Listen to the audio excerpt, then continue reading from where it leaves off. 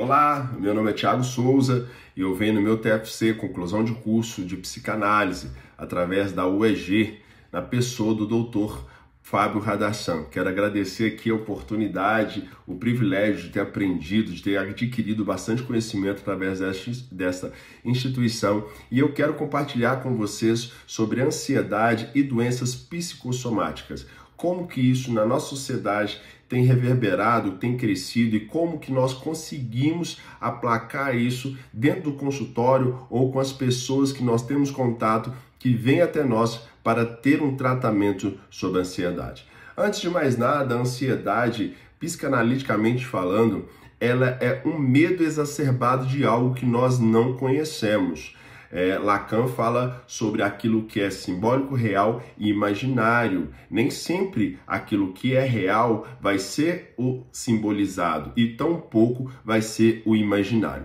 Por exemplo, muitas pessoas criam ansiedade de coisas que nem sequer vão acontecer. Nossa vida, a nossa psique, a nossa mente e todos os nossos sensores que captam as informações que estão no nosso ambiente, elas são uma construção daquilo que vai virar dentro de nós, uma ansiedade, um medo, talvez uma dúvida, e isso vai voltar para o seu corpo. Tudo que acontece na nossa vida passa em 3 etapas: espírito, alma e corpo. Então a pessoa tem o seu espírito conturbado, a sua alma adoece e o seu corpo começa a expor aquilo que lá dentro virou um ruído, que era apenas um medo, que era apenas uma ansiedade, passa a sair pela pele, passa a sair através de doenças.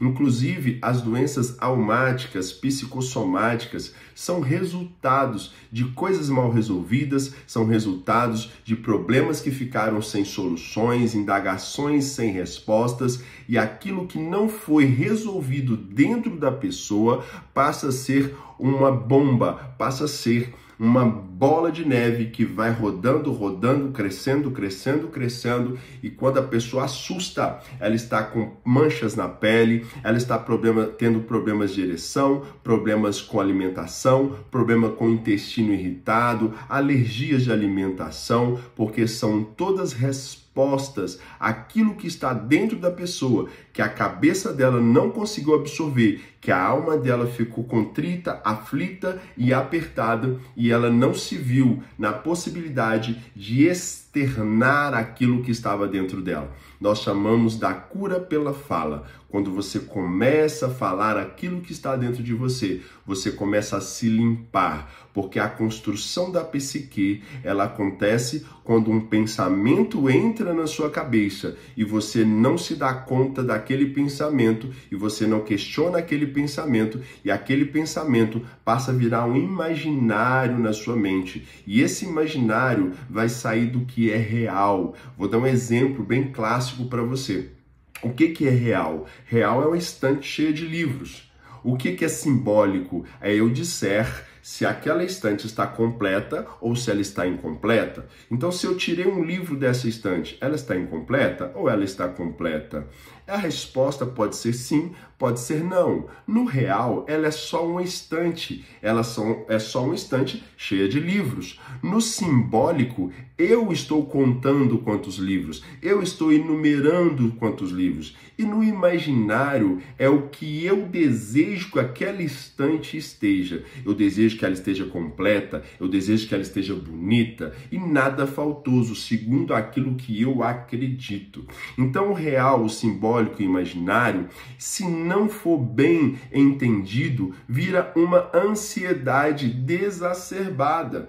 Porque aquilo que eu imagino nem sempre é o que é o real. Muitas vezes você vive na sua vida, dentro de você, uma ansiedade porque você está indo para um lugar onde você não conhece. Você está terminando um relacionamento e você nunca terminou um relacionamento. Você não sabe o que vai acontecer depois desse relacionamento. O que é real aí? O real é o término de um relacionamento. relacionamento. Mas o que se passa a ser o simbólico? É aquilo que você desejava que fosse aquele relacionamento.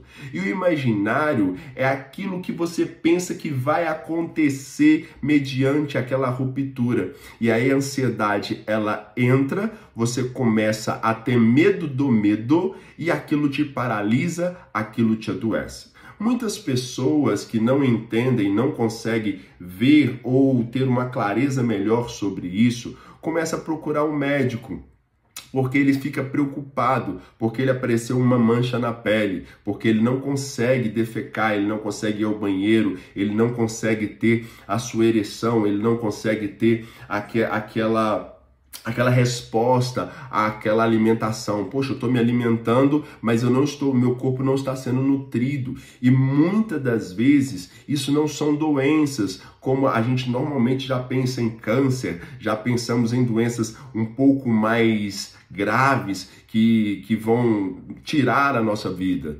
E muitas das vezes você está passando por uma ansiedade desacerbada, um medo de algo que você não tem visão, que você não consegue enxergar. E por conta disso, você se prende em uma cadeia e começa a espremer-se por de dentro para fora. A nossa psique, ela precisa de espaço de fala.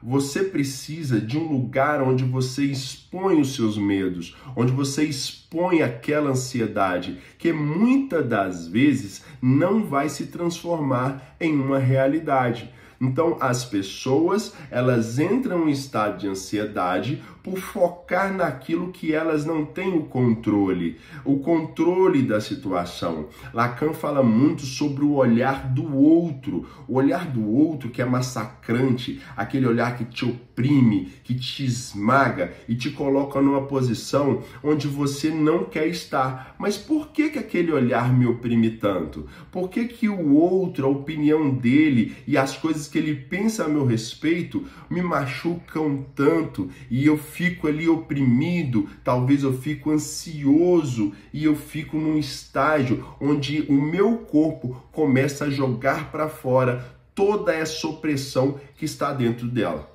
Olha só um exemplo que eu vou usar, é Jesus.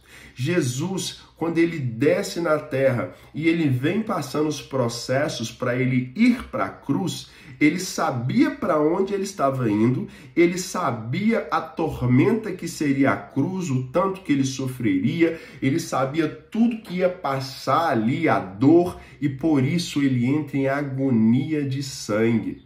O corpo começa a soltar nas glândulas, ao invés de soltar o suor, soltava gotículas de sangue, porque ele estava em extrema agonia. Jesus, ele vivia uma ansiedade fora do comum, que era o medo de passar por aquela morte de cruz e todo o fardo e toda a dor e tudo que ele carregaria nas costas para que nós fôssemos livres. Ao chegar ao ponto de Jesus falar: Pai, se possível, passa de mim esse cálice, contudo faça a tua vontade. Mas Jesus ali, ele estava mostrando o estado de agonia que ele estava vivendo. Não obstante, somos nós aqui vivendo nas nossas ansiedades.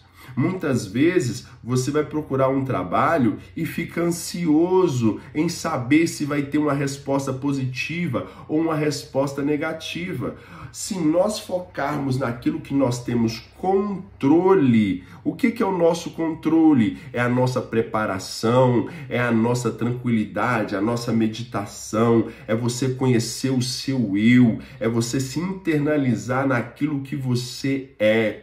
É lógico que nós vemos também várias pessoas que vêm trazendo traumas de infância, traumas passados, mal curados, palavras malditas, situações que ocorreram lá atrás, que feriram, que trouxeram a você algumas manchas, máculas, e se você não expõe isso, não joga para fora como uma ferida, se seu braço está ferido e você tampa ele, aquela ferida, ela tende a piorar, a necrosar, e talvez você tenha que amputar aquele membro. Então, da mesma forma, a sua alma que está dentro desse corpo, ela precisa ter um alívio de entender com clareza tudo que está acontecendo ao seu redor. E a partir daí, aquilo que era ansiedade deixa de ser ansiedade e passa a ser uma certeza. Por isso que eu estou trazendo aqui o real, o simbólico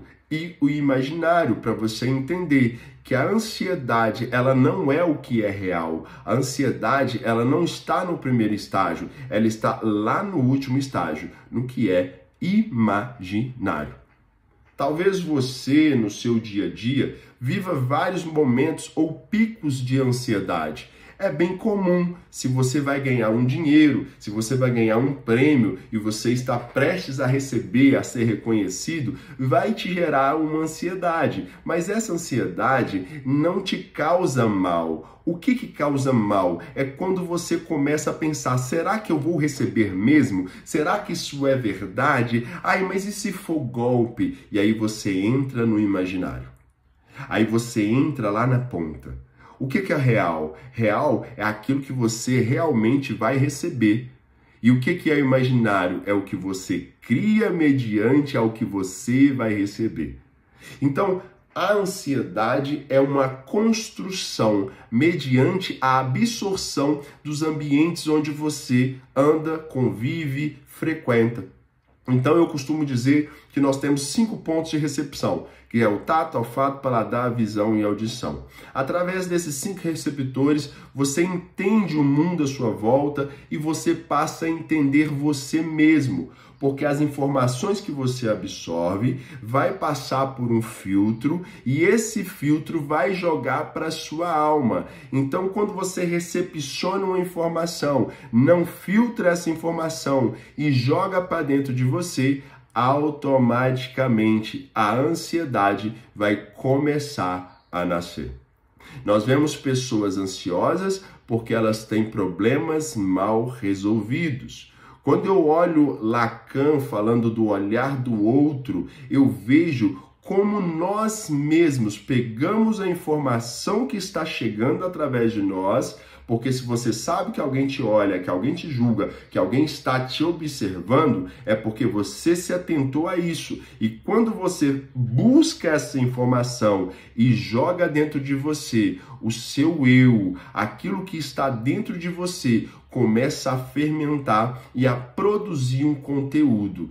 Esse conteúdo é necessário ser exposto, onde a gente fala na livre associação de fala, onde você vai começar a falar livremente, sem a interferência do terapeuta, sem a interferência do profissional, e você vai verbalizando sem uma indução, porque à medida que você vai falando, você vai revelando aonde estão os medos, aonde estão os traumas, aonde está aquele problema escondido. Eu costumo dizer que nós temos uma caverna de horrores, que é o lugar onde você esconde tudo aquilo que te traz vergonha, medo, aquilo que te traz ameaça, e você pega aquilo e joga dentro dessa caverna de horrores. Para finalizar, muitas pessoas com transtorno de ansiedade, eles vão procurar um médico porque eles acreditam muito que os sintomas almáticos que são causados por essas ansiedades são por causa de doenças, e muitos pacientes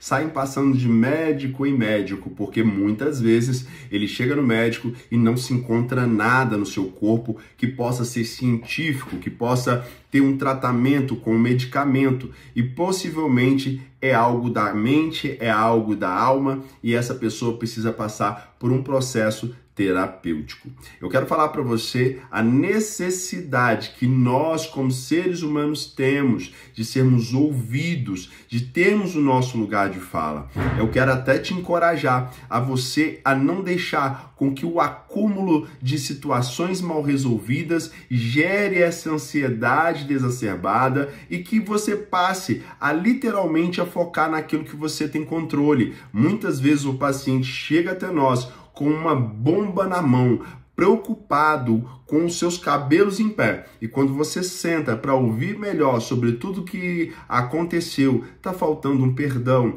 tá faltando liberar aquilo que ele prende dentro dele. É a raiva, é o rancor, é a amargura, é talvez essa falta de perdão. Poxa, me fizeram isso, me fizeram aquilo. Quando eu era criança, o meu vizinho, a minha mãe, o meu pai, a minha professora, e essa pessoa guardou tudo isso dentro dela. E esse acúmulo, esse montante de coisa vai te gerar uma ansiedade, porque você não sabe o que fazer com isso. Você começa a ter medo das pessoas que vão passar a chegar na sua vida. Você passa a ter medo de novos relacionamentos, você passa a ter medo de novas situações, e aí vira uma ansiedade totalmente incontrolável.